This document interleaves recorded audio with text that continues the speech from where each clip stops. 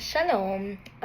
షాన్ ఈరోజు పొద్దున లేచి ఎర్లీ మార్నింగ్ నాకెందుకో హాట్ వాటర్ తాగాలనిపించింది. సో, నేను వెళ్ళి వాటర్‌ని హాట్ చేసుకొని, తీసుకొచ్చుకొని నేను నా టేబుల్ దగ్గర పెట్టుకున్నాను. అది హాట్‌గా తాగుతుంటే నా థ్రోట్ చాలా మంచిగా, స్మూత్‌గా మంచిగా అనిపించినుండే. అండ్ అది ఎప్పుడైతే నులివెచ్చనగా అయిపోయాయో, ఆ వాటర్ తాగుతుంటే నాకెందుకో తెలియని ఒక డిఫరెంట్ టేస్ట్, ఇంకా డిఫరెంట్ ఫ్లేవర్ వస్తున్నట్టు నాకు అనిపించినుండే.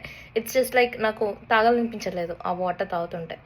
సో, నాకు అప్పుడు నా తలంపులో ఒక ఆలోచన వచ్చింది ఏంటంటే, దేవుడు ప్రకటన గ్రంథము 3వ అధ్యాయము 14, 15, 16 వచనంలో చెప్తూ ఉంటారు.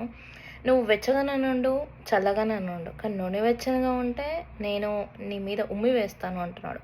ఎందుకంటే ఆయన మన పనులు చూస్తున్నాడు కాబట్టి ఆ మాట చెప్తున్నాడు.